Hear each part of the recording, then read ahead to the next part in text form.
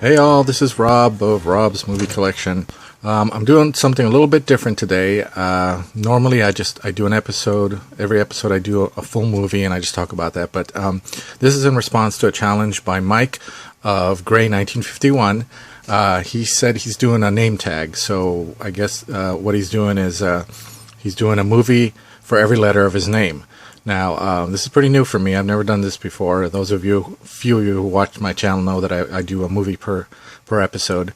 So, what I decided to do in response to Gray 1951 is I'm going to do, see if I can do a movie per letter of my name, just my first name because I don't want to do my entire name, but per genre. Now, in looking for these different genres, I've had difficulty finding an O for some of the genres, so I'm going to do the ones that I can, and I'm going to start with science fiction. Now, the name of my channel is Rob's Movie Channel, but my entire name is actually Robert, so I'll do Robert.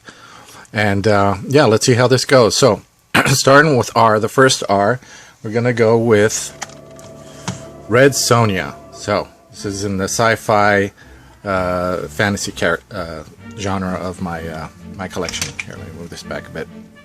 By the way, for those of you who have watched my video so far, I'm well aware of this whole thing of the zooming in and out. I know that it does that. Unfortunately, I'm using my camera phone for this, and I don't have a video camera yet, but I am saving up for a video camera, and hopefully that'll change soon, and things will be a little bit better. So I apologize for the whole zooming in and out that the camera phone does once in a while. But anyway, so let's start off. Red Sonja is from 1985, starring Brigitte Nielsen, and co-starring Arnold Schwarzenegger, of course, not as Conan, but as a character named Calidor. This is kind of like the unofficial, I should say, third entry in the whole Barbarian series, starting with Conan the Barbarian and Conan the Destroyer. Not a great film, but it's one of those great bad films that you can watch sometimes. It's just so bad. So yeah, check it out. It's got a lot of good action. It's got Brigitte Nielsen, which was first starting out, and this is pretty much what she's known for. So this is her magnum opus here, and it's funny how, of course, Arnold was the big star back then. He's even bigger in the poster than she is. She's the main character. So so that's Red Sonja for the first R in my name. For the O, next letter, I chose 1,000,000 Years BC, starring the great Raquel Welch. This is from 1966.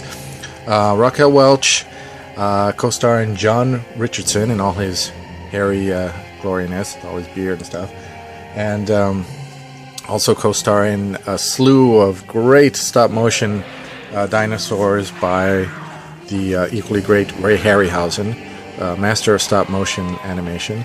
The great thing about this film is that it just, it tells us what it was really like back in those days with the dinosaurs and the cave people, and it's almost like watching a documentary. I mean, to know that all these people, just gorgeous people, were running around in their fur bikinis. I mean, it's just, awesome that way. So I love that about that. So if you really want to know what it was like back then, just, check out 1,000,000 Years BC. Or you can just watch it to watch Raquel Welch running around in a fur bikini. That's not a bad reason either. So, okay, so that's for the O.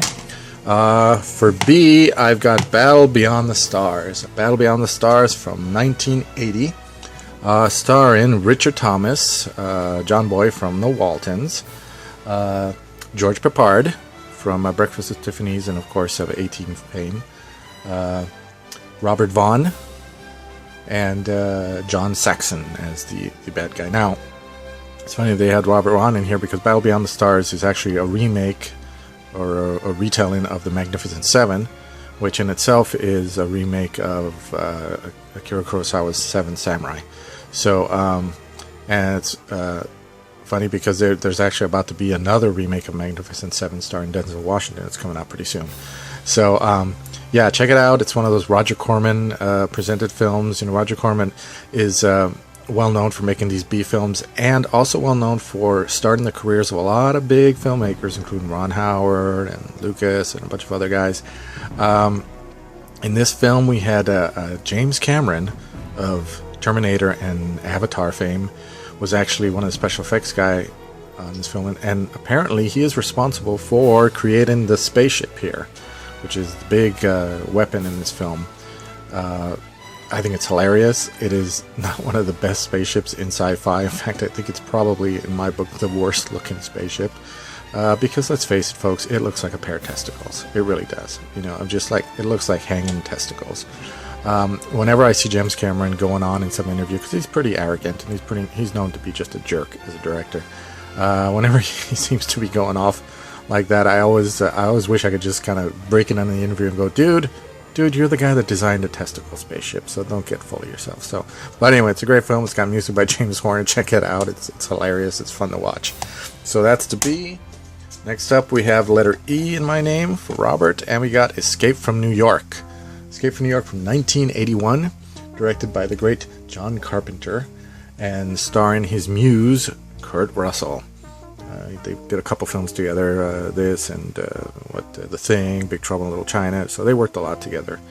Kurt Russell created Snake Plissken, one of the great characters of sci-fi, and a gruff kind of guy. Gruff way before Hugh Jackman was gruff as Wolverine, with his eye patch and all, growling around, and it's just set in this post-apocalyptic future and trying to save the president and all. And by the way, all these films, I'm going really fast with these films because I will eventually do like a full episode of these probably, so I'll go into it more.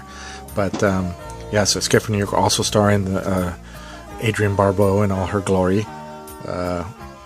You know, and she's actually a good actress too, so let's not, you know, I don't want you to think that it's all about, you know, just her assets, so to speak. But no, we all know her from Maude and several other films, including some other cult classics like Swamp Thing. So, but yeah, Escape from New York, check it out. Great film. The next R in my name, we're going for Robocop. That's right. Somehow we've gotten a little closer here, so let me just, there you go. So, Robocop, Dead or Alive, You're Coming With Me, from 1987, starring Peter Weller, Nancy Allen, and as the bad guy, Ronnie Cox, who, those of you who have been watching my channel, you know, was in The Car. Okay, anyway, Robocop, hey, you know, it was something new for us when it came out. It was a comedy and satire, but at the same time it was violent, and it was just strange, but it was really fun, and it had all these great moments in it. They did that crappy remake, and I don't think it lives up to it. I know for the younger viewers, this Robocop is kind of clunky and slow, but you know what? That worked for us, and we liked things like the Ed 209. It was a great fight, and these characters were so over the top, so we loved it. Robocop, check it out. And finally, for the T in Robert, I have Time After Time. Time After Time was from 1979, starring Malcolm McDowell playing H.G. Wells, not only the writer of the time machine, but in this version, the actual inventor of an actual time machine. Also co-starring Mary Steenburgen, the beautiful Mary Steenburgen, and David Warner as Jack the Ripper, who H.G. Wells is traveling through time. It's a little film by Nicholas Meyer, who would go on to direct Star Trek II and Star Trek VI. Just a nice little film. Check it out. It's very exciting. So that's it. That's my name, Robert. Sci-fi fantasy. I'll see if I can do some other genres soon. At least the ones that I can find all the letters in. And yeah, check out these films, and yeah, keep watching movies. Okay, cool.